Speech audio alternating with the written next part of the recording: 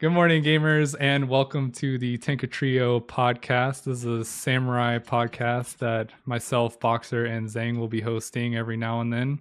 This episode 1 will be about our reflection of the Endwalker samurai state, and we'll talk a bit about the past and the present and the future going into Dawntrail. But before that, we'll go ahead and introduce each other. I'll go ahead and start by letting Boxer introduce himself. Yeah, that's my cue. Hi, hello. So you guys already know me. I'm Sweaty Boxer on Midgard Stormer. For anyone who doesn't know, I'm the samurai mentor on the Balance. I write for Samurai on Icy Veins. I started the game back at the end of A Realm Reborn, like 2.5-ish, and I've been playing Samurai since it came out. For a while, only high skill speed, and now I'm slow like everyone else.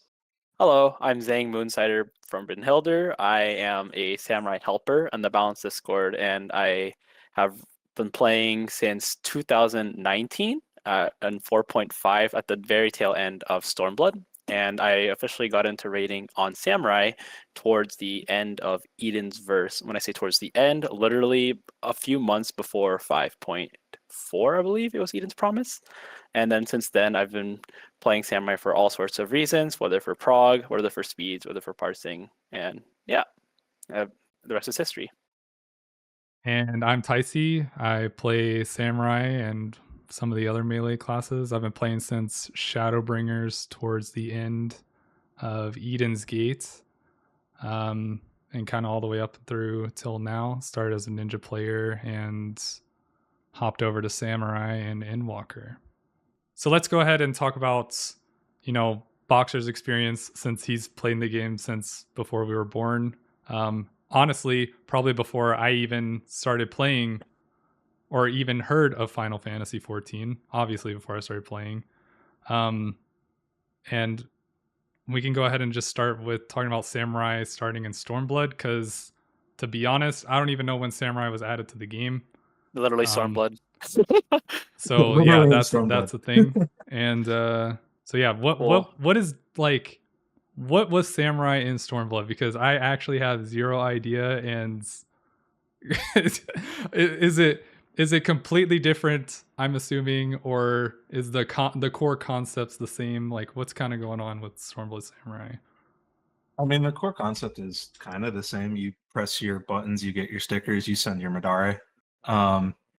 But the big difference was Hagakure on a 40-second cooldown, and it gave you 20 Kenki percent. And then there was a guy on Reddit who I don't remember, so I can't give him credit, so I'm sorry. But he did some, I think, wrong math originally, saying that Hagakure was worth more than Madare. And then everyone else checked him, found out that his math was wrong, but he was still right. He got the right answer with the wrong formula. So yeah, Stormblood Samurai was build Sen, eat Sen, send Madare. Or So, send Shinten, I guess. wait, so Boxer, because like I literally only listen to like some of the people what they say, like sometimes in the Balance Discord, and like some people that are meet in game that actually played during the olden days. Some people told me that like the entire class was like something like of a coin flip of like you just like use your Hagakure specifically to get like, is it a specific buffs or something, or is that like a 6.0 thing? No, Hagakure is never given a buff. It's always done the same thing. It eats Sen and it gives you Kenki. You trade one for the other. So what was that? What did people refer to then? Like when like I remember that someone mentioned like you like do something to get a buff, or is it just never a thing? Samurai's never had a self buff besides Jinpu, I think, or I guess Fugetsu now. Because they renamed the buff from the ability name to Fuka and Fugetsu in Endwalker, I think. But yeah, no, Hagakure has always done the same thing. It just you eat all your Sen, it feeds you Kenki, and then you spend that on Shintens or Kaiten, rest in peace. Wait, so was this guy's like ideology just, rotating Hagakure on cooldown, and that was it? No Madares. Yeah, No. that's what it ended up So I mean, with the 40-second cooldown, Samurai's GCD and building Madara is about 20 seconds. So like it's basically every other Madara you'd end up beating it. Right. But yeah, I mean the math was wrong, the idea was right. So then for all of Stormblood, we were using Hagakure on cooldown, and it kind of made everything flow perfect. So like right now it's just you have your standard opener, but back then you would have different openers like 1, 2, or 3 sen, and that's how many you would eat in the opener. And it was determined basically by how much skill speed you had. So if you had really high skill speed, you'd use one opener. If you had really low skill speed, you'd go for a different opener. And I'm assuming Hagakure. Oh, sorry. I'm assuming at this point, like Shinten was still a thing, and also there were other forms of spending Kinki, or You forgot the most beloved button, Tyci. The beloved chitin that everyone it's so not. reveres. It's already gone in my mind. It doesn't exist. Listen, Oh my I man. haven't God. used it for a tier. It's gone. I mean, yes, but man, don't forget. That's where it all started. Chitin was there in the beginning. We can't forget that is that. true. I had to add a second Shinten button to my bar where my Kaiten bind was, just so that I would stop overcapping on Kenki. Because I'd keep pressing the dead button before all my Iojutsu. Oh, Like, Lord. and in my head, I was spending 20 Kenki every time, and I was like overcapping every It once in a actually while. took forever to break the habit of like pressing it before any kind I of still do it, cast. man. I still press the button. I still do as well. No, then come on. There's no It's funny I read because someone else who said they oh, replaced it with Akira to unlearn it. So every time they went and they pressed the button, they'd eat all their sen before spending it. it's really funny because like my chitin button, it used to just be a sad phase because I lost all my data from back in Shadowbringers. Now I replaced it with my literal DSR like PF mid plan. So every Wow. time I accidentally press it, like You the just spam the chat. party chat, yeah, the party chat gets like Everyone gets mad spammed at with it. you. I haven't got any complaints so far. You're like out in But yeah, Limsa, so you accidentally hit it. Yeah. Go ahead, Foxy. the other no, I'm sorry. So yeah, I mean obviously Kaiten was back then to spend Kenki. We didn't lose that till 6.1, but Gurren was also, because Sene didn't exist, but Gurren was 50 Kenki. They dropped that to 25 with Endwalker. I Yeah, was gonna say that was a thing in Shadowbringers. it was a Yeah, thing. yeah. Both Sene and Gurren kind of shared it, from my recall. Yeah, Sene and Gurren were both 50 during Shadowbringers, and then they dropped it to 25 in Endwalker. I want to say because they realized we wouldn't have had enough Kenki for the opener because of all the Kenki spent on Kaiten, like between Kaiten and Sene. Like we just didn't generate enough. Mm-hmm. So I think that's a big reason why they dropped it. So maybe now that we don't have Kaiten, they'll increase it again in Dawntrail. So Who also knows? in Shadowbringers, I remember like the third eye procking Saigon or whatever the hell it was It called. was like Sagan, and then I remember that instead you also had the option to do Miraculous Eyes, which would give you a slight healing Merciful potency. Eyes, yeah. Or, sorry, Miraculous Eyes, Merciful Eyes. Thank you. Sorry. And I remember like when Endwalker was coming out, and then they announced that we're just gonna get straight up Kenki. At first, we were all like, "Oh my god, this is like so much better," because the actual DPS gain of like doing your Sagan is actually so minimal. But like getting straight up Kenki, which means like getting like an additional Shinten and like in your rotation, or an additional Shinten in like your buff window, was actually kind of crazy at that time. Yeah, the third eye in the opener until they dropped the price of Sene. Third eye in the opener was like a requirement to make all the Kenki work. Yeah, and I also recall. Okay, let me see. I'm trying to recall the Did we potency of lose Sagan. Merciful Eyes in Shadowbringers, or did we lose it in We Endwalker? we lost it in Endwalker. We actually still had Merciful Eyes in Shadowbringers. Like I remember, Really? I remember because a lot of like the log runners in FF14, they would when I say log runners, heal log runners or heal parsers, whatever. They would these guys would literally like have Merciful Eyes on like a machine gun button, so they can get that fancy gold healing There's parts. no way people do that. No, bro, don't worry. There's You'll probably meet some some. people. Yeah, man. Yo, come on. That way that they There's can they no can take way. a screenshot of FF logs on the heal parse page instead of the DPS You parse cut out page. like the healing parse tab at the Yeah, top so Yeah, man. that it looks like you exactly. got hundreds across. Yeah, okay. All right, yeah, I can Yeah, see man. that. That's Okay, so power to him, man. yeah. Mm-hmm. But yeah, I remember it was crazy. Like the actual ability to just straight up get Kenki was actually literally like, There's a huge change. yeah. There's a It's big potency buff for us.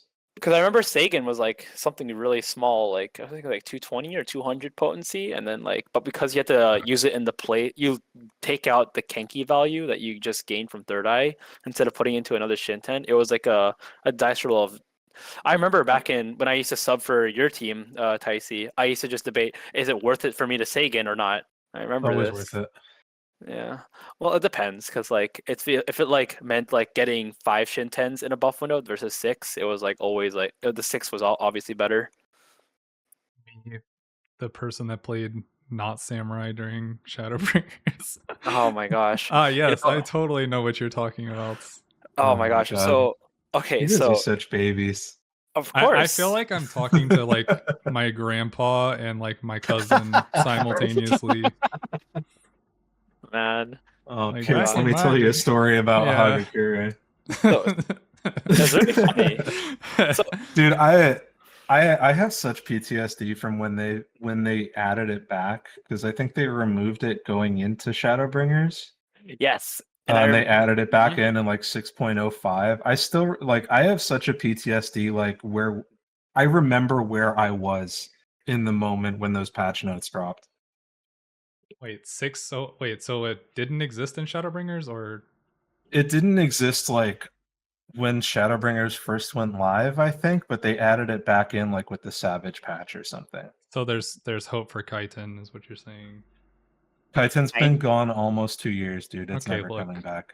look. We will Anyways, see. go. But I also remember during that time that during those days, people were also complaining that Shoha was like the most useless button because I believe the change for Shoha on like EI Jutsu gain only implemented like sometime like in 5.0 and a half, if I recall. Because I remember a lot of like my like I mind you, I was not a raider at this time. I was literally just doing Shadowbringers MSQ with on like I believe I was playing Summoner. And I remember a lot of the samurais were talking about how like, wow, this Shoha button is useless because where am I gonna meditate if I'm just gonna keep up uptime if I just want a Madari? I don't know if you remember those times, Boxer. Yeah, I forget that. Like we only had meditation gain on certain things, and I think they like added it into the Iajitsu I or believe it was like on Hagakure too, right? I no, believe it at one definitely point. wasn't. Okay, so I might Hagakure be has done misremembering. nothing, but like when it first got re-added, I think it was 5 Kenki%, and then they upped it to 10. Oh right, because they did. Oh yeah, that was during the time where they removed it. Yeah, I remember that because people were like, "Oh well, now my rotation's messed up now all of a sudden." But I remember that Tsubame Gaishi is what gave so many like samurais a little bit of like serotonin. Because then didn't it I make like mean, sorry? no, like talk about more weird shit they did. Tsubame Gaishi, I forget who found it, but someone found that like it was unaffected by skill speed, like the GCD it rolled was unaffected by skill speed. So Mm, you would have a solid minute of 2.14 or what 2.15 or whatever. yeah. And then as soon as you hit Tsubame Gaishi, it gave you a full 2.5. All right, right. That's so Yeah. weird. Wait, Yeah, it was so weird. when did So they fix yeah. that? I don't remember. But I think it was shortly after somebody found it. Somebody was like, Uh "Yo, y'all Yo, might have someone yeah, was forgot." like someone some was in the cook. somebody Someone's cooking in the kitchen, man. That's all I've got to say, dude. seriously, I don't know how they found it, but yeah, whoever found it, like we checked them and they're like, holy shit, you're right. That's crazy. Yeah. And then I think like in a little bit after that, Square Enix fucking fixed it. But like yeah, we had no fucking idea for a while. Oh my goodness. Yeah. Shadowbringers was a really interesting it was a really interesting comparison from like Endwalker to Shadowbringers, I guess. Oh wow, I just reiterated that. But like, how do you feel like going from Stormblood to Shadowbringers? Like, how did that make you feel, Boxer? Oh, I fucking hated it. They killed Hagakure. They made the rotation super rigid, like Oh my god. because like I feel like a big way they could have made it less rigid is making it so that Tsubame just like remembers what the last EI you did was. Like you didn't have to hit Tsubame like directly after Midari or something. I feel like a lot of people Um, feel that way up to now. yeah, Probably not yeah, mentioned but yet, they but did a lot of good changes going into Endwalker. Like yeah. Stormblood, or sorry, Shadowbringers coming from Stormblood, where Stormblood was just like I don't know, just vibes, you know. Well, and Like everyone who it sounded like Stormblood had a lot of flexibility, right? Like if your Hagakure is being able to be used every other Madari cast, like I there's remember. so much room Yeah. for doing unique and valuable stuff that like and I don't know how serious people were with regards to optimization and stuff back then, but I actually remember there was a samurai player I knew. His name was Hurricane Joe. He's like from Aether, and if you're watching this, Hurricane Joe, hi. I still remember you. Um, that he literally told me that there was a literal like art of ad hocing on samurai, and it involved like a lot of skill speed manipulation and a lot of like make-yo manipulation as well. It felt like 5D chess to me because it was like, okay, well, if your Kenki state looks like this, Hagakure here, and then Midari here, so that way your make-yo looks like X and Y. And it, at that time, I was still a very new samurai. I was still like literally just trying to master the Shadowbringers loop. And I was just like, I see.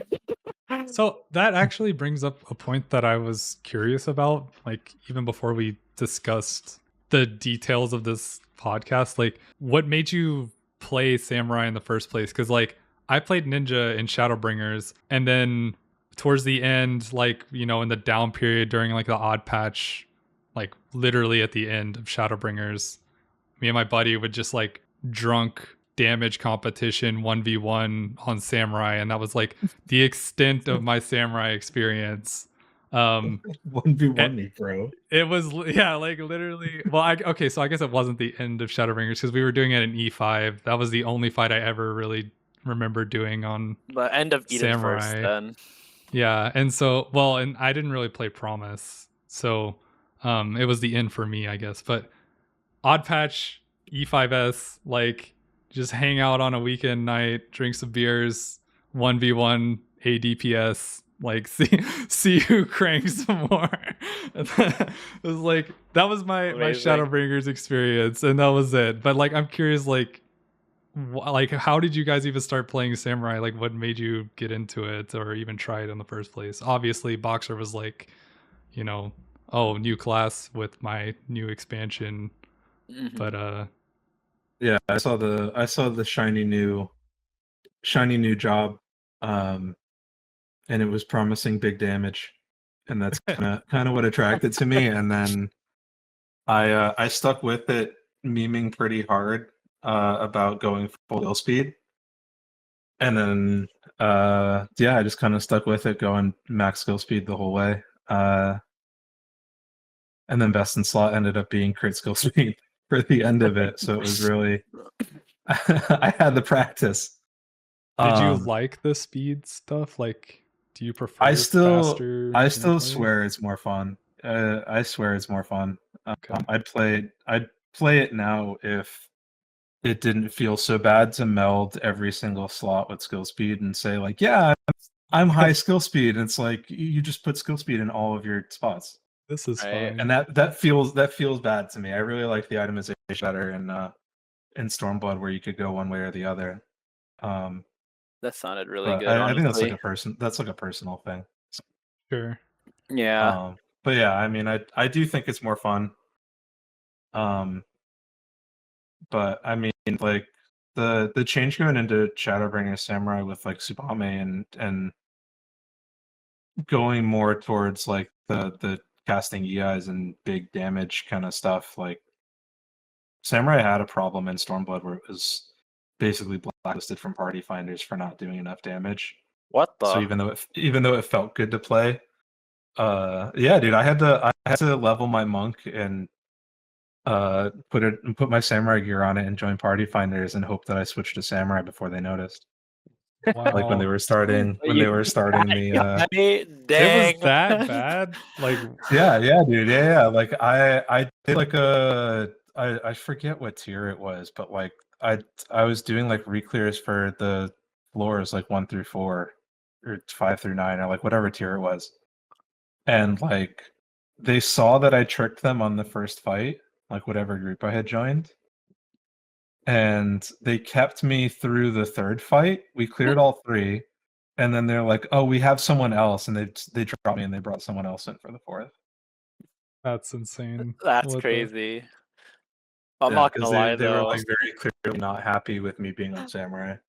I'm not gonna lie though. That's actually amazing that they're just like, yeah, we'll just keep you for the first 3 fights. You thought they would have noticed after the second fight. Oh, they definitely noticed. Oh my gosh, okay. Well, I can't defend you there, man. So how did you start playing Sam Zheng? So it's funny. I have like a very like anime, or I want to say anime backstory as to how Okay. I got into it. Okay. It's not There actually we because go. I watched a bunch of anime, man. It's This literally guy's the okay, main character. a brother. Did your name used to be Kirito Asuna? No, literally, okay, so like literally the entire time I played FF14, my in-game name was and always was Zhang, but it wasn't Moonsider. It was like Zhang Taiyun. I used to RP a little bit back in Eden, but like and I'm just like, I just log into those games and raid, man, and just kill bosses. But like, essentially, what happened is that I had a PF circle of friends, and it was like in Crystal, back in the days before DC travel, and like, you and like especially Crystal, like Tyci, you know this, like The of good how old small. days. Yeah, dude, we're like the people in Crystal who like knew who is who, like they always look at like let's say like they're like, oh, this guy, he's like the #1 ninja in Crystal, and he's not only just #1 ninja in Crystal, he's like on FFLog, he's like rank 10, he's cracked out of his mind kind of deal, and we just idolize them as heroes. But essentially, like because like the rating scene of Crystal was so small, everyone knew who is who. And at that time, I didn't play Samurai. I played so this was Eden's verse 5.3. I played Summoner, and I literally progged everything from E5 to E5 to E8 as Summoner. But I really wanted to try other classes because, like, me personally, I don't like playing something for too long, or else I just feel burned out of it. And I watched every single person. I don't know. Okay, so back in the PF days of Eden, double caster was really common. Yeah, it was. I remember that. Yeah, like Summoner Really? Black Mage. Yeah. yeah, Summoner Black Mage was always a thing. That's actually unironically how I met my girlfriend. That's how I met my Yeah, I girlfriend. should be playing Summoner. Uh, oh yeah. To be fair, oh my gosh, I was so happy Uh. about Summoner, but this is not a Summoner podcast. But I really liked. But every time we get a melee in our PFs, like whether it was in my current static or with like just playing around with my friends, because it was an unlocked tier, I would always find a samurai there. And for some reason, the samurais there would just make every DPS check negligible. And not only would they make it negligible, in E8, when you do like when Shiva did the biting frost and the driving frost, which is like this for those who have not done Eden 8, it's literally just this giant triangle AoE that will reflect from the mirror depending on where Shiva is, and it covers like basically 3/4 or like in 80% of the map, and there's like a one safe spot. I literally will never forget that like a billion samurais literally just get that GCD and they get 10p on the snapshot of driving That was frost, fighting so frost. cool. I remember seeing Saren do that. I don't know if you remember Saren Dude, Sunrider of or course I remember him. Sunstrider. I don't I remember rem- what his last name is, but yeah, it was Sunrider. Yeah, yeah. but a lot of people were just like, is the name Moonsider based off of him? Like, no, I'm a big fan of him, but I'm not that big of a fan of him, you know. But I always thought that was so cool, and I thought it's like, wow, damn, that must be a really hard class to execute. Because I read like the guide on the balance. There was a different mentor at that time, and along with Boxer, and oh my goodness, there was just so much optimization specifically for every single fight for this class. I'm like, wait, so this class actually has a high skill ceiling. I wanted to give it a try, but I also was very comfy playing Samurai until there was a Samurai in our group who was just being, to put it lightly, just a little bit of an asshole. in our group, just thinking like they were hot shit just because they got one orange or like a few oranges. I'm not gonna name their names, but like some people may remember. But like they were just the most obnoxious person in our rating circle, and I'm just like, wow, if this guy thinks he's this hot shit, I want to be better than this guy. I want to make sure to remind this guy that if me, because me personally, I thought that summoner at a base level was pretty easy. At a base level, I was nowhere near 99 parser on summoner. I was nowhere near that kind of like a god tier summoner, but like I just really wanted to overtake this guy in like performance. I want to take this guy over this guy in prog. I wanted to make sure that this guy knows who is alpha. So I picked up some. I started picking up samurai, and I'm not gonna lie, it was not the best transition. I literally started learning samurai in E8S. Nice. I Um, mean, you literally had like the anime MC arc, bro, like a rival to like go after, and exactly. That's why it's I like this an anime backstory, man. I honestly think that's a good thing. Like having someone to like compete against, or I mean, hopefully it's a healthy competition. In this case, it doesn't seem like it, but regardless, like having like somebody to like compete against and like Yeah. always like trying to one up is like a good thing from a competitive standpoint. Oh, absolutely. Like mind you, this person just got canceled from the game altogether, or like they just stopped showing up. Jeez. But then like eventually I would master the loop. I would actually not do the Shiva opener during that time because during Shadowbringers days there was multiple openers. You had like the Madari first opener, the full Madari first without doing Yuki Meikyo, the Higginbana first opener, and then the Higginbana first without doing Yuki Meikyo as well, where you would do 1, 2, 3, 1, 4 into Higginbana, and then you get Gecko, and then you do Hakase Yuki into Meikyo. It would like delay it a little bit, but like it lined up. Anyway, so in those Shadowbringers was a days, dark time. what? What's up? Shadowbringers was a dark time. I never want to go back there. You say dude, that, but that's where I learned everything, man. it was just so rigid. I mean, mind you, it's kind of hard to play Sam when you're 5 beers deep, but Yeah, like but to be It's the fair, best time to play. yes. That's the best time to play Shadowbringers Samurai. But to be fair, yes, I do agree that like it was very rigid because I remember that when I was trying to get into ultimates during that time, a lot of people were like, okay, if you're gonna play Samurai Zhang, don't bring in ultimates. I was like, why? It's such a cool class. It's strong. It's like, no, it just doesn't do as much damage because you literally had to map out. So like in T specifically, because that was like the only 80 content for Samurai. Excuse me. I literally people are like, you have to map out your Tsubami Gaishi. You have to map out like your uses of Tenka. If you don't get enough Tenka Gokins in like Living Liquid, you're not doing enough damage in like X and Y. I'm like, but isn't it a gain on 3? He's like, no, in this specific phase, because of the kill times that you usually get, it's a gain straight up, even versus Madara's. I'm like, damn, okay. Like I think people it were used to just be like, a gain on 2 anyway. I think. I think so, yeah, actually. But like there were just so many people that were just discouraging Samurai in specifically Ultimates, even in 70 Ultimates, even when there's no Tsubami Gaishi. Like there were so many people discouraging it during those days, especially because you had to do like your 1, 2, 3 to get your skill speed buff. You had to go into Hakase Jinpu to get your damage. And then after reopening it, it's like kind of weird, but which would obviously be fixed eventually. And oh my god. Anyways, Shadowbringer Samurai was a joy, even in speeds. And I'm not gonna lie with you. You can tell if your team is watching this, Tyci. I apologize for for anything I messed up in my rotation. I remember they were the reason I got into speeds because I subbed for them like during 5.5, and there was some there's like some wasted like bis kill times I could have like helped if I was just a slightly better player, but it's okay. we all learn, we all get Yeah. better. It is what it is. Yeah, got my feet wet, and I'm always gonna be grateful to Sleepo. Honestly, always gonna be grateful to them. They helped me become a better player altogether. Wait, you talking about Miekyo just reminded me, or I guess T specifically reminded me, like that was a change in Endwalker too, right? Like your Miekyo charges giving you your buff. Yes, and Yeah. that was the reason why Samurai is way more accepted now. Yeah. Reopener. So especially because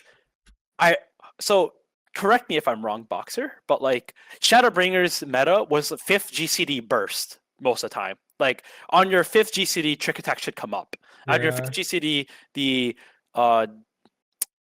technical step should come up. Like all Yeah, those raid buffs should be buffed. everything got faster in Endwalker. Yeah.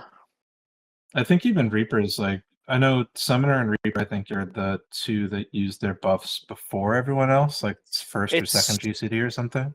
All 20 seconds classes But, in Endwalker do it on like their second GCD, if I'm correct. All 20 seconds classes, I believe. So like I believe Mug, because you know Trick Attack is now onto Mug, so I believe Mug is second GCD. I wanna say.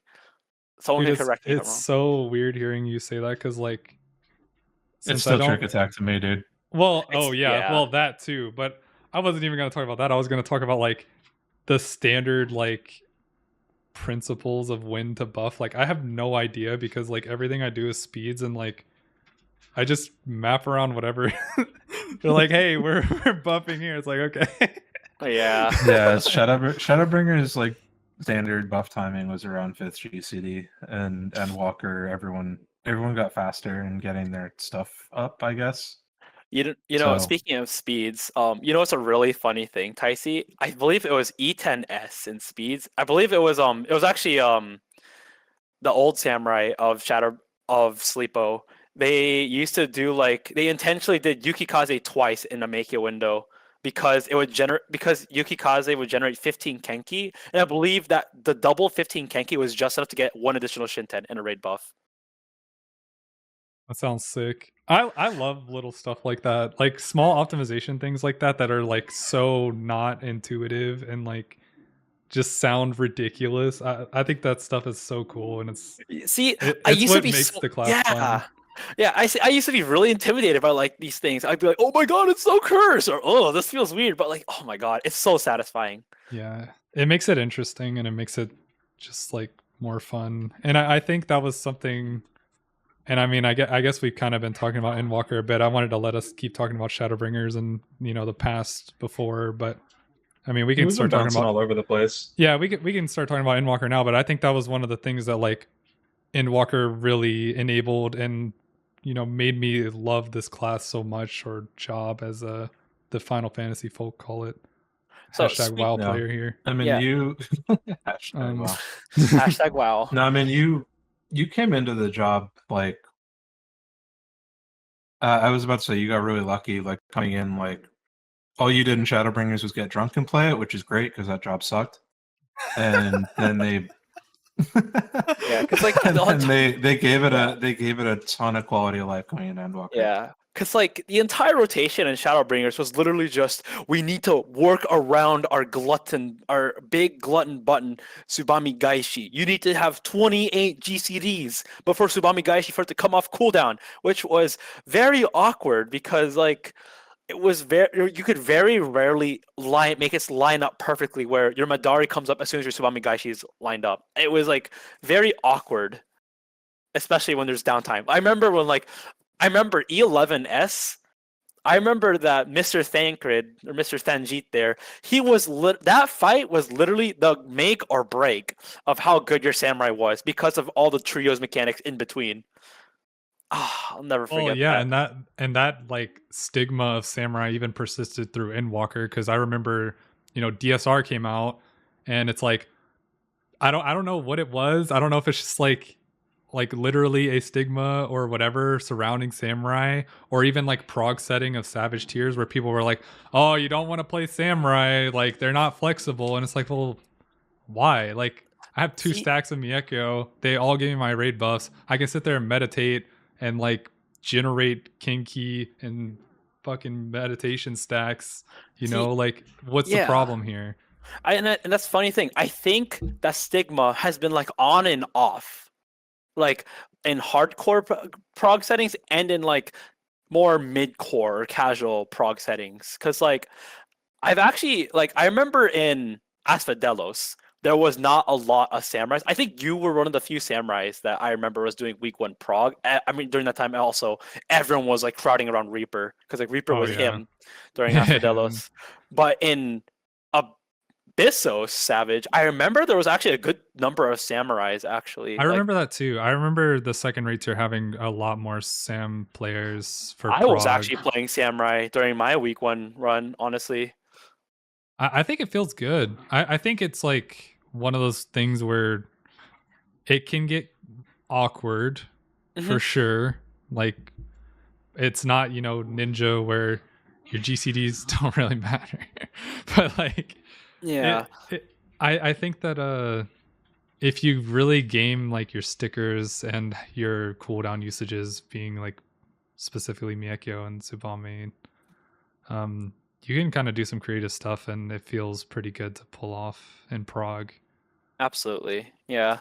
I remember a lot of the I remember at first it was because it's literally actually going back to what Boxer mentioned with the quality of life stuff is what made it better for Prague. Because I remember in Shadowbringers, you wouldn't really bring it for early Prague because of the fact that like Tsubame Gaishi was such a little bit of a hassle to work around, and because in early Prague, no one has optimized strats. People are doing like I remember E8. I think what was it? Was it no Ayatori was like the more optimized strat. It was Ilya, I believe, right? In E8S. That was like Or the light rampant. Yeah, most people were Yeah, using Ilya, I think. That was like the Prague strat, yeah. yeah, And that then, was and then Prague strat. it leaked into like parses, and then like everyone was like, please stop. Yeah. Do something else. And I felt bad because it's not your fault when your strat takes off and then no one wants to change it. Yeah, Like, yeah.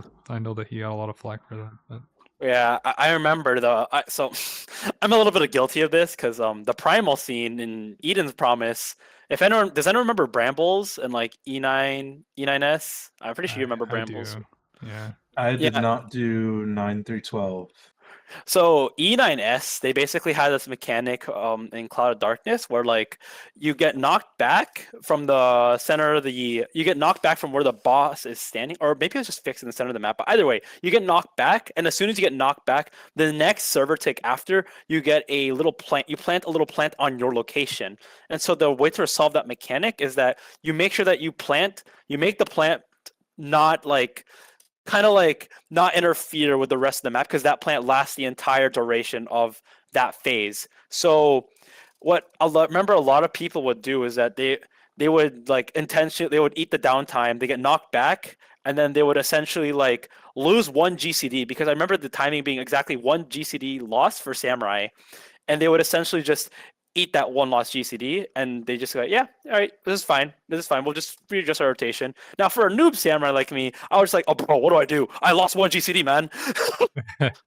Well, and that was also still Shadowbringers too, right? So yeah. it's but still here's the rigid. Yeah, but then here's the funny part. The funny part is that, and the same week, that's when Happy Brambles came out. If anyone remembers that strat, like there was like I know of it. Yes, I barely played Promise. So. Yeah, so Happy Brambles was like the strat where it's like everyone like kind of organized themselves in like a hexagon kind of format, and then like they basically stay in the boss's hitbox.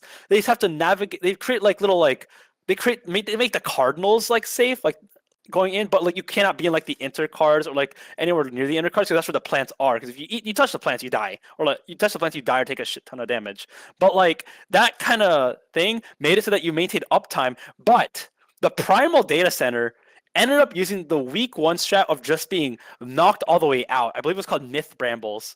And I remember going into there when I was just like during off patch, and I was just like, this feels awful. Why do people still do this? But I guess it's clear. Yep. Yeah. Moral of the story is absolutely learn something else. Like prog strats are what they are. Prog strats. They help you get to the fight easily.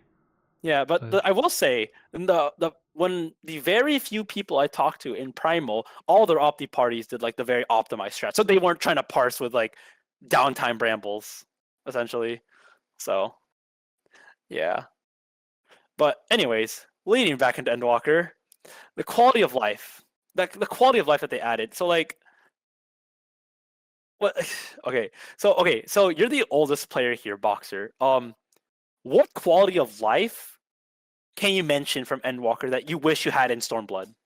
Makyo buffs. Easiest fucking answer of my life. Buffs on Makyo. Was that like a big issue in Stormblood? Like were buffs falling off like a big problem?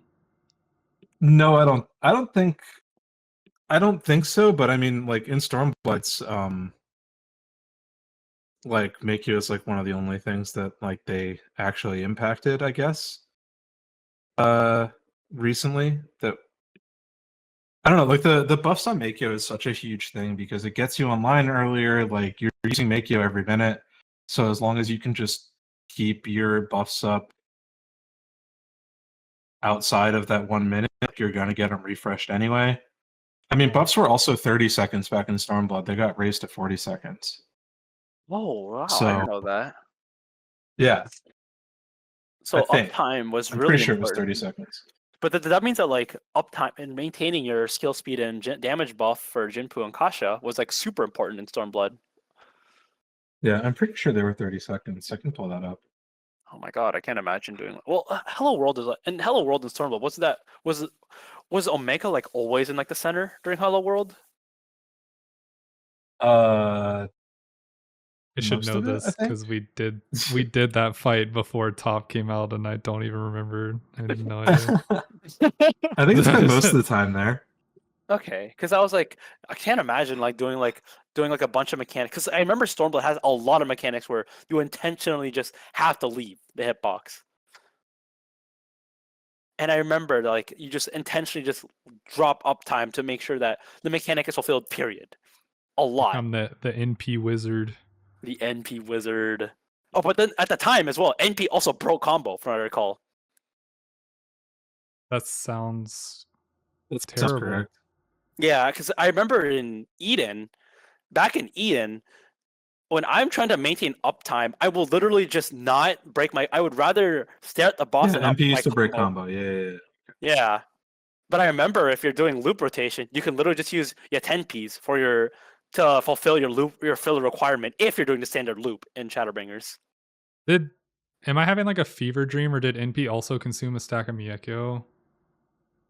Yes, it did. I It did. believe so. That's not the case anymore, right? Like it doesn't do Yeah. that. Yeah. Yeah, you don't do that No, anymore. yeah, it Okay, doesn't count. I was gonna say I'm pretty sure that was a thing, but maybe I'm tripping. No, you're not tripping, bro. Like that was literally a thing. Like I remember like so many like samurais crying because like they're doing the run and then all of a sudden they accidentally press NP and they're like, my run's over. Like they got Gecko, Kasha, and then their last one is NP. It's like, oh, well. Man, it's heartbreaking.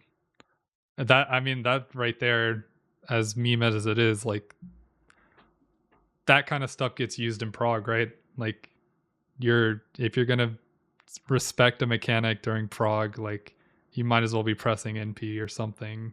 And Yeah. there might be times where that overlaps in a Miyekyo window, and that's Which another yeah. flexibility that it has in Prague now.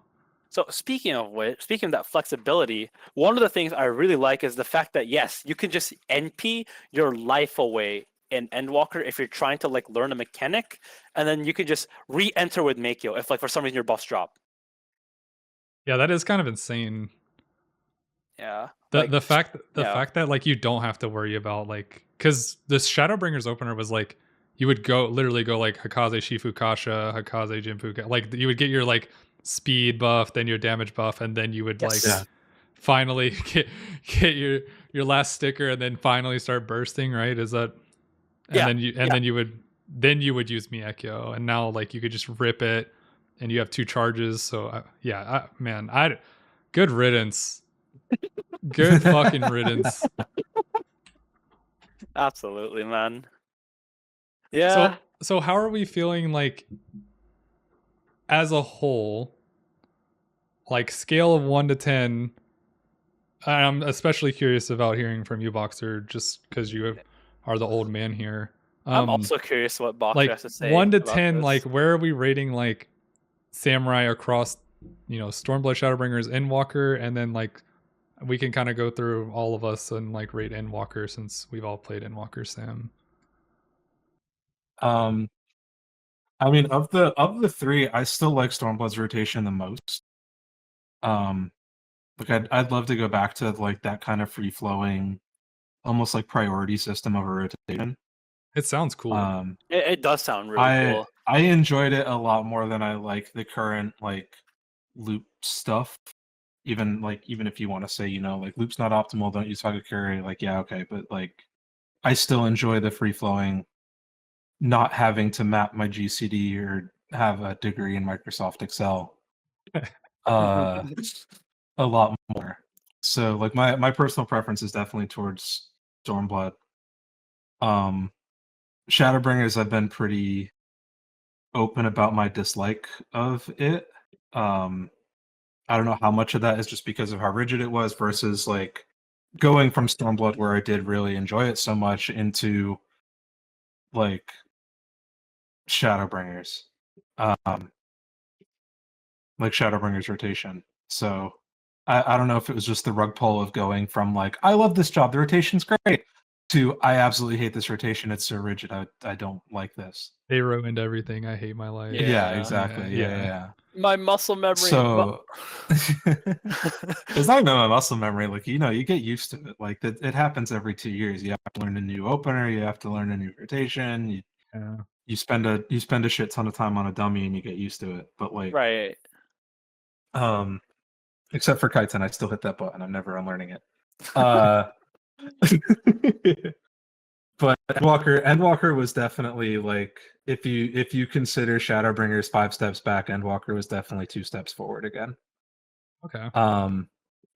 Like I don't consider Endwalker to be the joy that I had in Blood, and again, I don't know how much of this is just rose-colored glasses or whatever, but Sure. Endwalker changes to Samurai did a lot to make me not hate it as much. Between the Meikyo buffs, the stacks on Meikyo, the stacks on Tsubame, Ogi's a satisfying button to push. I don't know. Yeah, I think Shadowbringers was steps back, but Endwalker was steps forward. Okay. But Yeah, I still miss Stormblood. That's fair. That's fair. that's yeah, exactly. That's totally fair. I It's very agree. fair. So Yeah. so what about using like I guess you could talk about Shadowbringers and Endwalker just as like an overall general like where do you rate them? Which one do you like better? Yeah. So personally, even though I started in Shadowbringers and that's where I went like the most like hard in quote unquote, I actually prefer Endwalker's iteration more. And this is the reason why is because of like not only is it like what Boxer said, it's kind of 2 steps forward in a sense of like if you want to compare like how rigid old Shadowbringers Samurai was versus like the very flexible Endwalker rotation. I very much like the flexibility of Endwalker Samurai, mostly because people won't really give me flack if like I try to run it for ultimates. Because the thing I like about Endwalker Samurai is that it has like its own like kind of flow chart. It has like its own kind of I guess freestyle thing. I say freestyle, but it's not really because if you I mean from my fellow gentlemen who look at the balance Dsicord, you can see a lot of us in the samurai questions. We discuss like, oh, if you like for example, like if you do like X and Y technique here, you can gain a damage thing. Like for example, one of the things that's like talked about a lot in DSR is to how you can intentionally Higginbana enough and meditate enough during the trios phases to get an extra Shoha in your rotation, which is slightly DPS gain into your NP2 specifically of DSR. I think that kind of tech is cool. I think that like being able to Oh do yeah. that is cool. And the only reason why you were able to do this kind of tech is literally just because Meikyo like the having the extra Mako stacks is nice. I think having that and having the extra Subami stacks is also nice because then it gives us flexibility to go like, oh, so we don't have this for 1 minute. Well, what if we just bank everything? Like I literally just discovered like in top, someone was just like, oh yeah, if we want to make this DPS check for P3 smoother, literally just don't blast anything. Don't blast anything into female. Literally just wait until we get back into final Omega and then just blast everything like a standard reopener. And our DPS check went super smooth. Like I think we were reaching like 9% after the end of monitors, or like 8%, something like that. But it was a big difference from like our previous run. I think that kind of flexibility is sick. I think that kind of flexibility is it's very nice. The one thing I do wish is that I do wish we had more Kenki spenders, because while we did have a lot of Kenki spenders back in Shadowbringers, like Kaiten, we had Sene wasn't 25 Kenki, it was 50 Kenki. I personally would like a little bit more of that. And I think, because I like OGCD optimization personally, Oh, me but too. yeah, but I do like the amount of GCD optimization that Endwalker does bring, whether we like it or not. Like I used to I love looking at some of the fillerless discussions in the balance Discord, because I love it when like people just go like, oh, so like in this mechanic, in this kill time, what if like I make you early, or what if I just like, or like what we used to talk about, Tyci, of like intentionally just like doing Yuki Makio so you can rush the Madari into the buff. Yeah. Yeah. Like I think that was sick. Even if you had like 0 cent, I think that kind of stuff is sick. Yeah, So and in Ultimates it gets really expressive too. I had someone absolutely. recently messaging me like pulling up my my top log, which do not do. It's terrible. But like why Pulling it up why right did now. you yeah, pulling it up. Everyone's gonna look it up now that I'm talking about it. They were asking like why I did some of the stuff I did there, and I was like literally just how it worked out for our group's prog, right? Like, and I promise I'm getting back to the point that I'm going to be making, which is what you were just touching on, Zheng. But like, what you can do with Sam in an ultimate is really cool, because it's like you send everything in the first phase. Let's talk about top, for example. And okay, well now you're done with phase 1. You've met the DPS check. It's time to start progging phase 2. Phase 2, you're going to start hitting some DPS checks until everyone gets comfy, etc. And then like as you get more comfortable and towards like the end of phase 2 prog, you're going to start blowing through the damage check, and now you need more damage, and it just keeps like staggering backwards.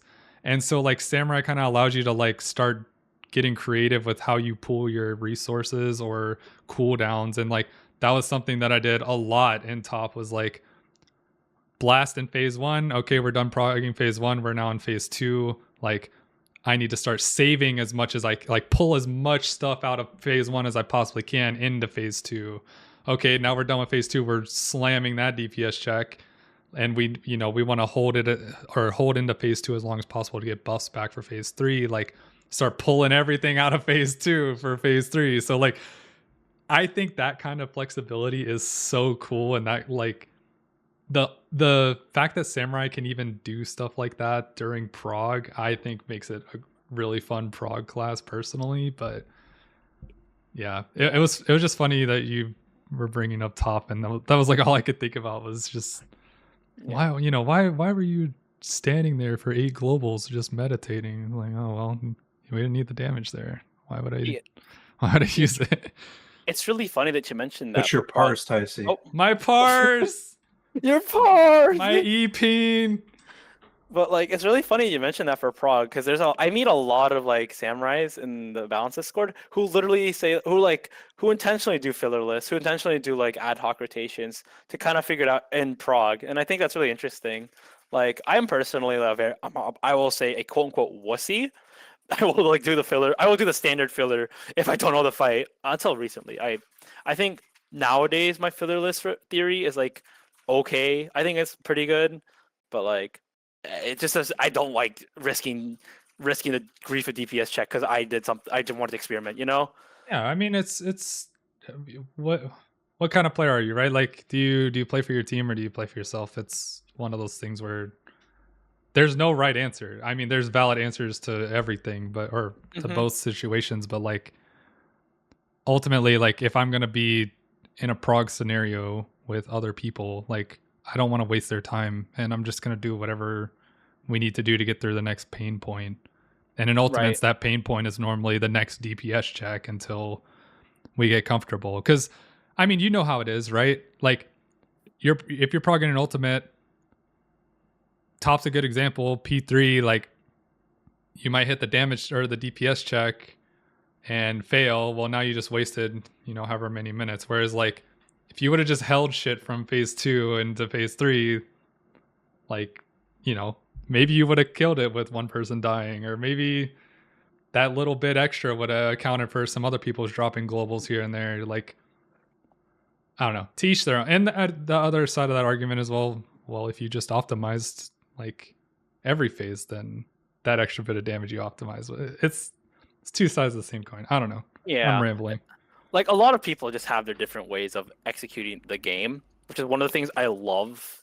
But one of the things, one of the reasons why I love like just like gazing at some of the questions and samurai questions and everything. Like, I just know that a lot of people love just like talking about like how, oh well, I do this opener, well I do this iteration of like a reopener. I love looking at that, or I love looking at like how people are progging like the current Savage, like Anabisios.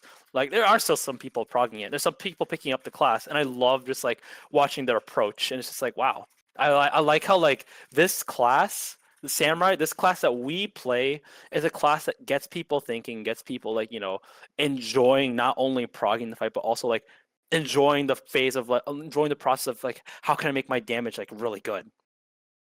Yeah, it's a cool class. I mean, I guess that's my my take on Endwalker, Sam, since you know I'm the most experienced samurai here with all my years of experience playing. Yeah. No, I think like what's overall, your preference? Drunk Shadowbringers or sober Endwalker? I prefer Ice Samurai. Oh man, I rest in would be peace, lying Ice if I said Samurai. I would be lying if I said I didn't miss the like meme runs, but you know, it's I think Endwalker Sam felt really good.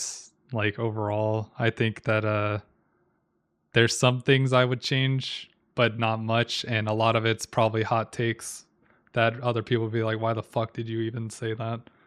But I mean, before we get to your hot takes, do you, Zheng mentioned it, do you remember the Ice Samurai thing?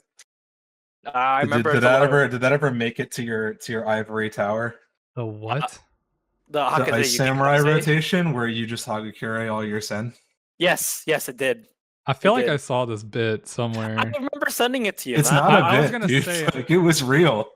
Okay. Yeah, I remember. It I was sent real. this There to you, was a man. total of like 5 of us who tried it. It's real. It's totally real. I thought it was a meme. I think I have like an I do orange remember parse seeing with it. No, what a legend. What a Chad, dude. But yeah, no, you keep the same burst windows, but you Hagakure the rest of your sen. So it's like the dragon kick, like monk rotation thing. Yeah, Yeah, same like or the the paradox black mage rotation. one, yeah. Yeah, Okay. That's fun. I like when people do that stuff. That's so fun. it's so funny. Like, Yeah, obviously, it's not total- optimal, but total it's fucking super meme. fun. It looks super fun to Wait, so watch. how many of you were doing this? Like, Not There was me. a couple of us. I don't remember. were y'all 'Cause I just like think it parsing was- against each other? See who could get. No, dude, I Oh. was going into like parse parties for like P1S or something. And I was I guess technically cooking the dancer by doing it. Oh my But gosh. Good job. yeah, you carry all your sen, so it's what is it? It was basically like Yuki-Haga, and then like 1 or 2 more, and then you build for burst, and then you do your 1 or 2 minute burst, and then you just go right back into it. So you And fell just asleep smash that- between every 2-minute Mash that window. fucking trim 10 button. Mash that button. I mean, Oh my Kaiten goodness. still existed back then too. That was 6.0 or 6.1. So Okay, let's get the elephant out of the room. Kaiten, bring it back or no? Yes, bring it back. I okay, like memes aside, I just want something like else besides Shinten to press. Like yeah, when you map Samurai now, it's like your burst windows are overlapping with whatever other raid buffs, and then you're just like filling in gaps with Shinten. Yeah. And like that's cool, and it is a form of opti that like surprisingly a lot of samurais don't do. But like yeah, because why bother? yeah, exactly. Like 25 Shinten, 25 Shinten. Yeah. But like I felt like Kaiten just added like another layer where it was like especially during like very much during burst windows where it was like the good samurai players found a way to like keep that balance of pooling the right amount of resources for a burst window, being able to like weave properly with Kaiten while also, you know, putting out mitts, using their third eye procs, making sure they're like ending their burst windows on zero Kenki, etc. Like, you know, Right. utilizing Yoten, Shinten, etc. So like I felt like that little extra layer just kind of disappeared, and for me it was sad. Honestly, this is my hot take. Like, I think that it's better for the player base overall just because it makes it like more straightforward. And I think that's actually another reason why I like Samurai is just like it's accessible. Like I feel like the floor for Samurai is pretty low. I agree. Like Yeah, the barrier barrier to entry is pretty yeah, low. the barrier to entry is pretty low. So like, but I think that taking out Kaiten kind of like removed, you know, or it lowered the ceiling a bit, and I don't like when that happens. It's Definitely up the damage ceiling. Yeah, I remember having a discussion with someone in the balance, and they were like, and we were talking about like, you know, optimization for Samurai. And he's like, well, I like he's like, yeah, I think having OGCD, like having your Shintens and like buffs and everything is cool, but like for generally speaking, most of your damage is not gonna be like detriment, like most of your overall raid damage isn't gonna be like affected by the fact that you missed a Shinten or two in your buffs. And now I wanted to say like that's wrong, but I'm like, actually no, he's kind of right, because like yeah, it's very realistically, minor. yeah, it's like it's way too minor now. Whereas like before, if like you miss your Kaiten on your Madara, you miss your Kaiten on your Higginbana, you feel that damage. Because like the damage scaling of Kaiten with like your Madari and then like your Higginbana, and even in 6.0, remember when you actually had Kaiten for Ogi? Oh my god, those numbers were chef's kiss. Well, and it also it's both ways too, because like not only is it like very minor now to miss a Shinten? Well, I don't want to say very minor because then people are gonna be like, "Oh, you said you don't have to Shinten raid buffs." It's Right, minor now right. compared to like what it used to be because you were having to spend resources on Kaiten. So every Shinten that you had in raid buffs was like very impactful Yeah, comparatively to now. yeah. Because you had less of them. Yeah, which I goes mean, back. you're Oh, also yeah. you're also Sorry. talking ADPS versus RDPS though. Like if I hit Shinten whenever the fuck I feel like it, my RDPS is the same. Yeah. I honestly like my brain is just corrupted. Like I'm fucking up your RDPS. everything I'm that fucking the dancer. I don't even look at like that kind of stuff. It's so weird. Like all of my experience is just like how can I fit as much juice as possible into like these buffs, and that's like all I care about. Yeah, I So think yeah. my perspective is like very different, I guess. It's because I guess it's because the perspective that you come from is that like you always have like these like rare kill times that the general player won't usually get. Well, for me, it's I just find that fun. Like, Yeah, and I for don't sure. know. I wonder if it's because I played Ninja before, so like I had the raid buff, right? And it's like I'm only gonna play with people that know how to like put shit in my raid buffs. I mean, that's why I loved playing with Saren so much because he was like the samurai player on Crystal, you know, Oh like, yeah. and he knew how to feed raid buffs. So like, and now that I'm playing samurai, like it's like, well, I want to, you know, be that person where like somebody wants me to play with them because they know that like I respect them being in my party and like I want to help them out and, you know, get them as much damage as possible. Yeah. You're Like it. being the samurai you want to see in your party finder. Yeah, be the be the samurai you want to see. Yeah. Yeah. Yeah.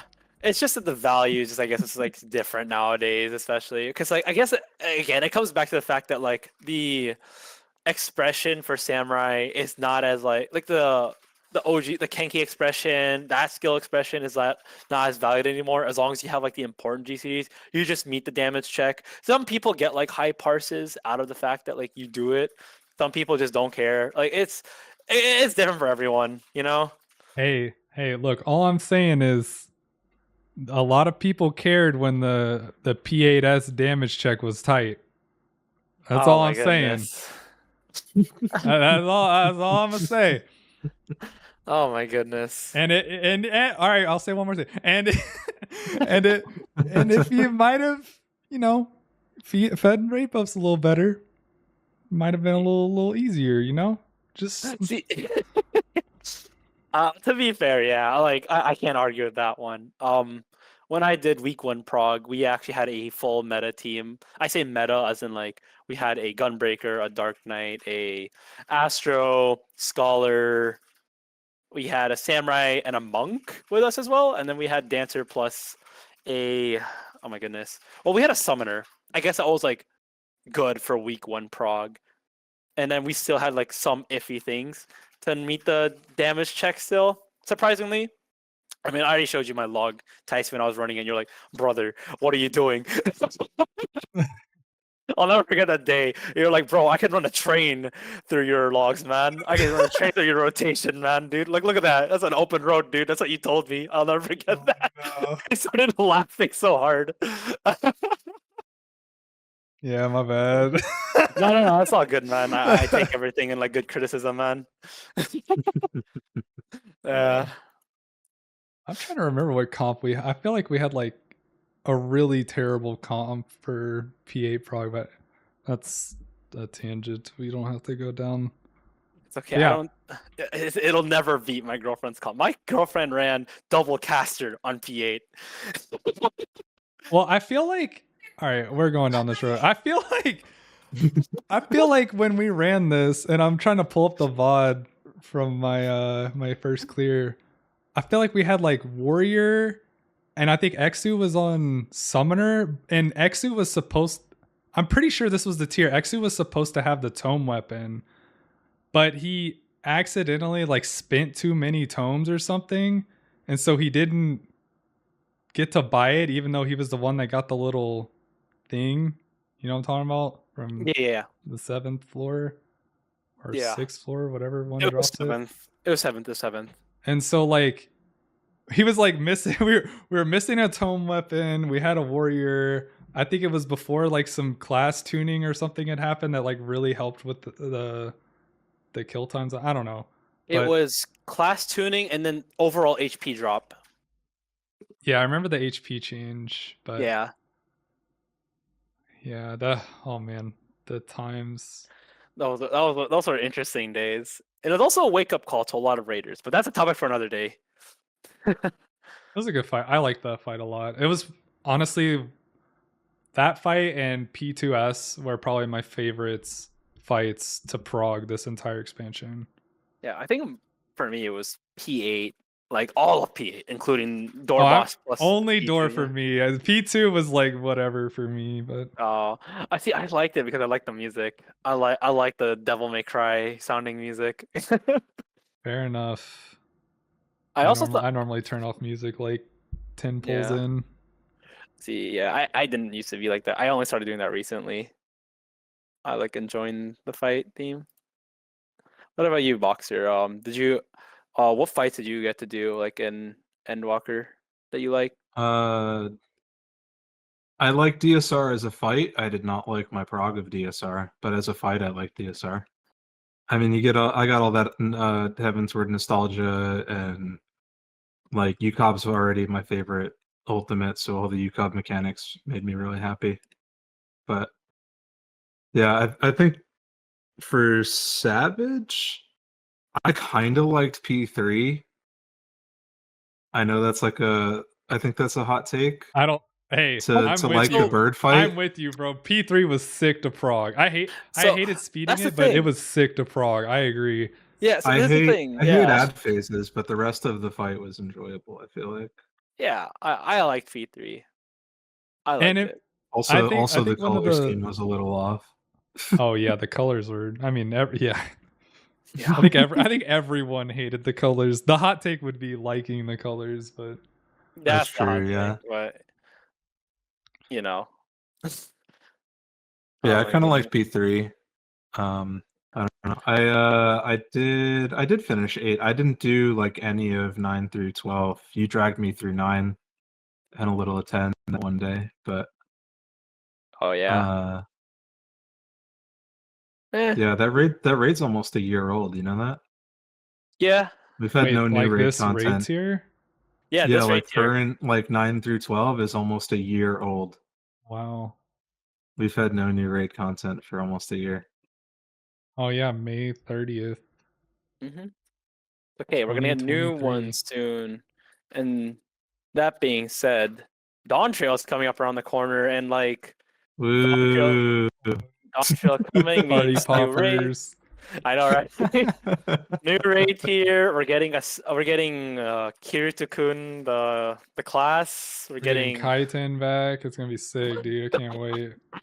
Okay, so here's my question for you I guys. don't know how I'd feel about Kaiten back, to be honest with you. You so that's don't know? I he doesn't don't know. So that'll lead you to what I was gonna ask you guys. What do you guys want when Yeah, we have Boxer. Dawntrail? What do you want? Boxer? What do No I want? Kaiten I man. want something. I want something to spend Kenki on besides my Shinten bar. That's If it's so Kaiten, base. if it's Kaiten, cool. If it's like Shinten 2,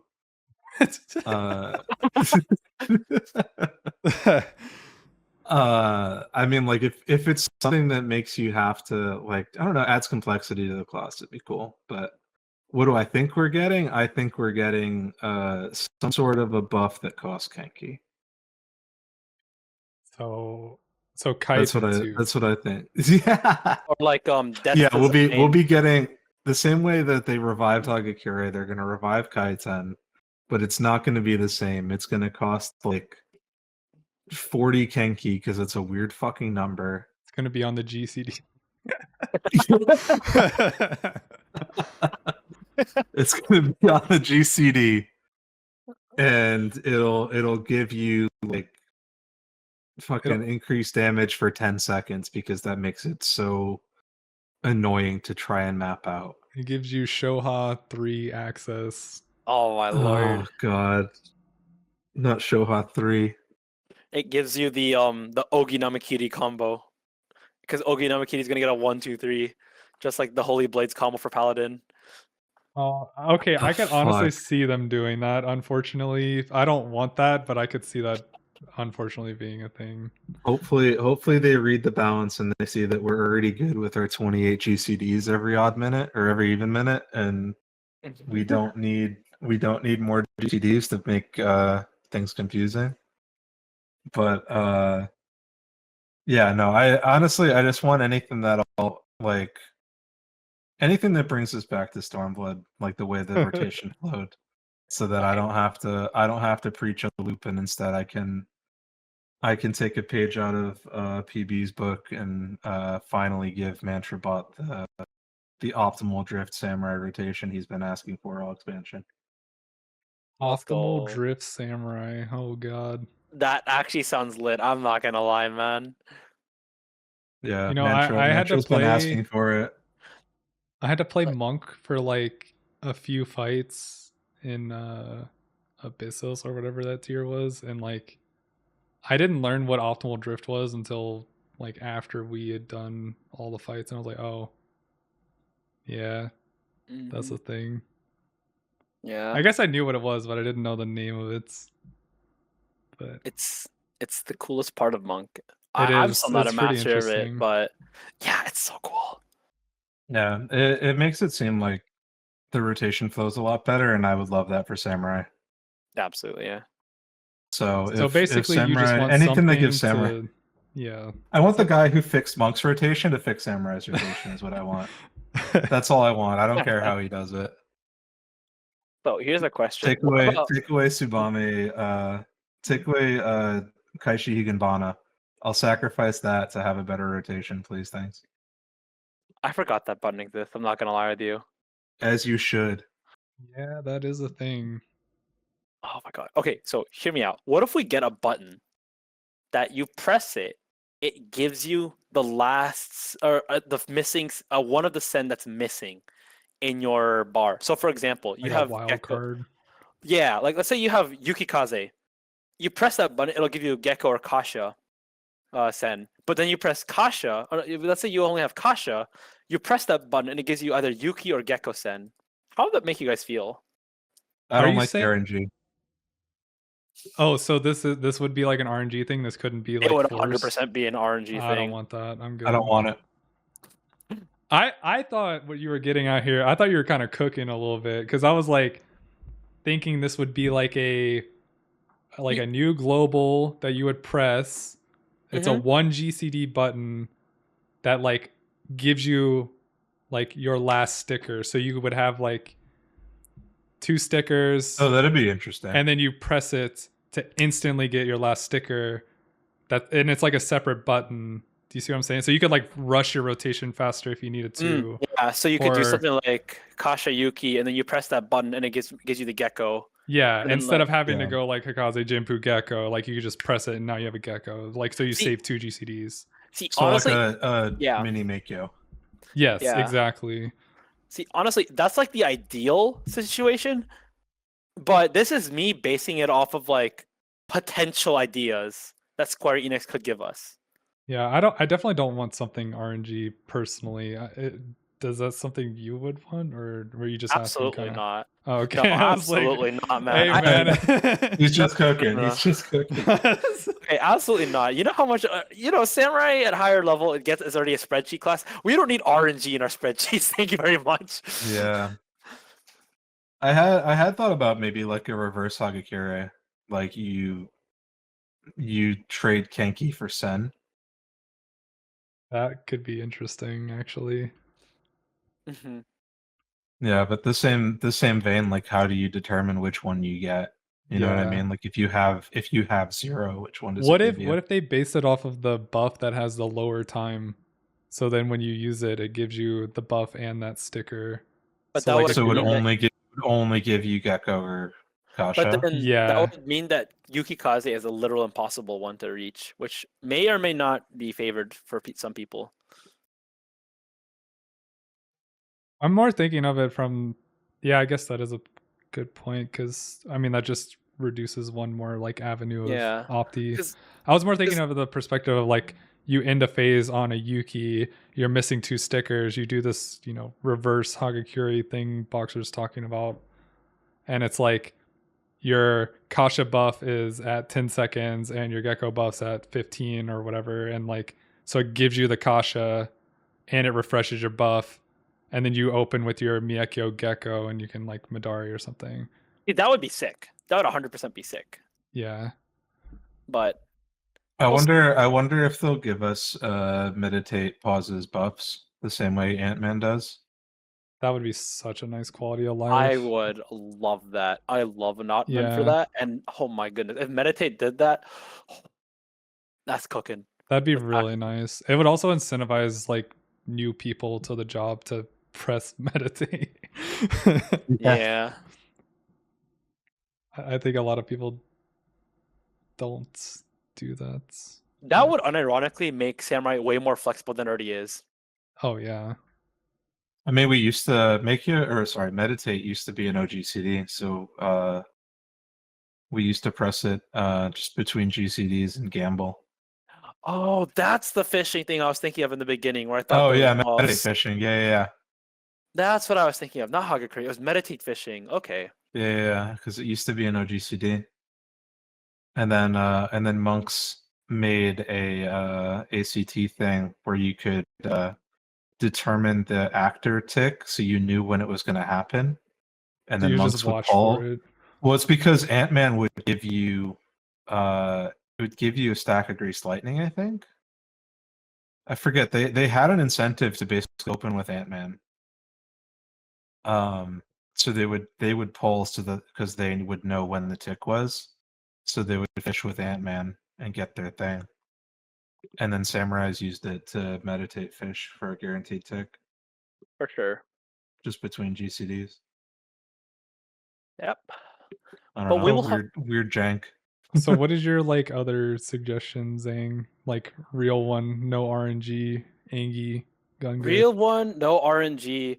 Unironically, that would be annoying though. Well, okay. So one that I can really think of, a combo route that gives us a wildcard Sen. Like it'll still so. Originally, I thought to myself, what if they gave a fourth Sen? But then that would make the requirements to get the requirement GCDs so much longer. But what if they just add a finisher that counts as a Gecko, Kasha, Yukikaze Sen, just like what we were talking about, just a combo route? It would be weird, and I don't know how they would balance it. But it's an option. Yeah, but that's all. Literally anything that can just manipulate Sen or more Kite or more OGCD spenders is literally what I would be interested in. But the one that really interests me the more is just another OGCD spender, honestly. Instead of having Shin I and think machine we're guns all go in that pew, pew, pew, boat. pew, pew. I've seen so many other samurais say the same thing. That's not in like in the balance and like To be PF honest, and other discords. if Jotun wasn't like a 10-second cooldown or whatever the fuck it is, like that could be pretty cool too, because you could really like double weave with Shinten Jotun to like really burst in specific areas, but I still don't think that would fix the issue. I don't think they want us to do that either. No. Like Although I think they want. it does suck ass that you see other classes like gap closing in to start a pull, and you're just like, I'm here. Let me run up to the I don't really boss. care. Just hit sprint and run, dude. Nah, I want to look cool, and and like throw an NP. no. NP. Throw your tomahawk. Oh my gosh, they remove NP. You throw your katana straight up. What do you think about the skill we didn't get for Endwalker, Hyosetsu? I don't even know what that is. It's literally an AoE combo. It's third AoE AoE Yuki. combo. Yeah. Yeah, AoE Yuki. I see. I feel like it's probably good that they didn't add it because it sounds fucking useless. Or was it just like a one, but it's not a combo? It's just like you press it and you get. No, it's a combo. Oh, it sounds useless. I don't know. The combo is just an AoE. Because even in AoE, you're still just like doing whatever Mengetsu Oka or whatever it's called. Yeah.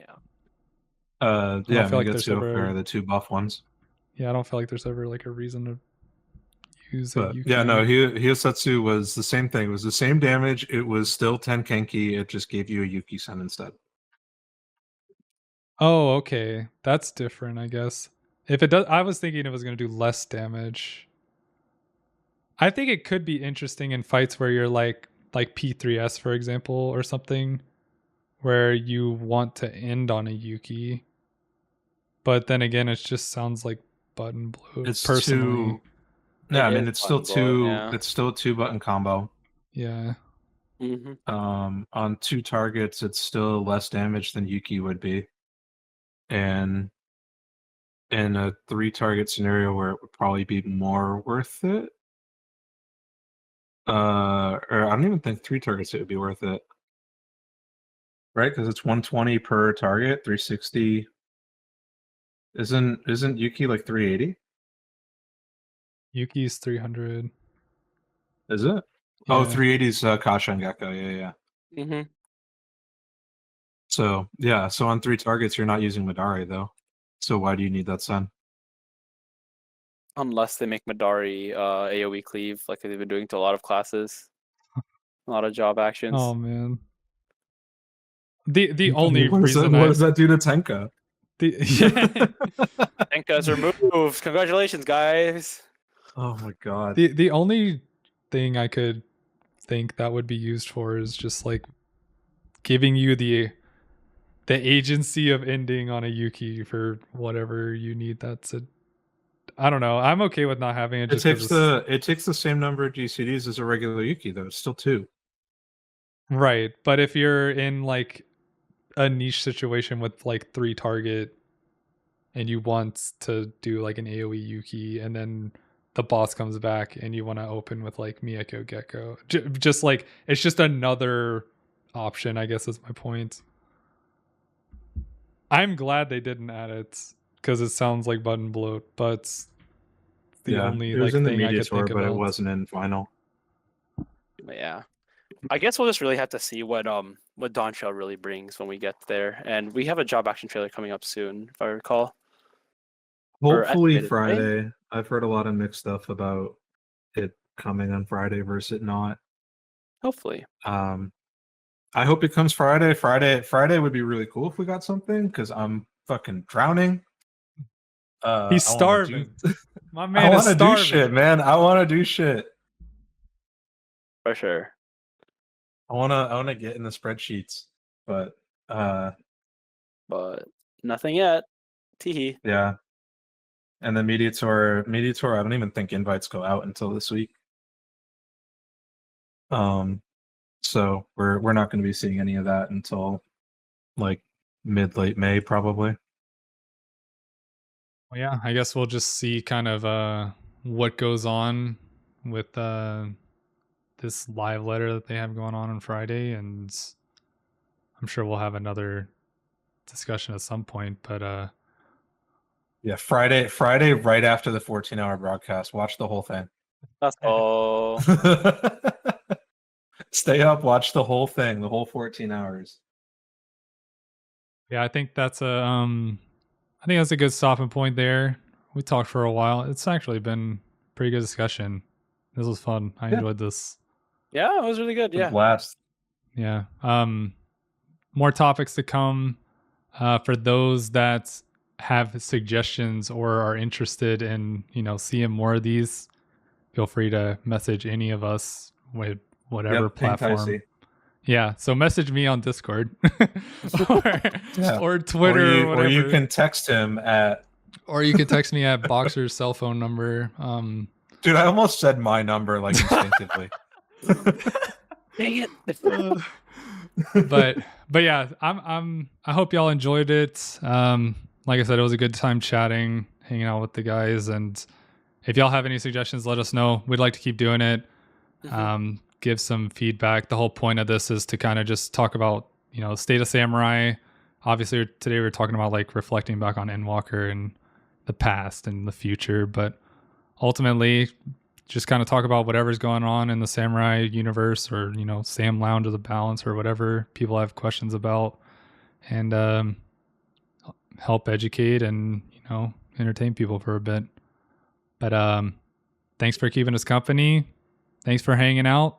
You know where to find me, hopefully. If you don't, I'll have links to where you can contact me and maybe these guys if they give me their info.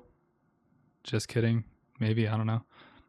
And but yeah, until next time, take it easy. Thanks for hanging out.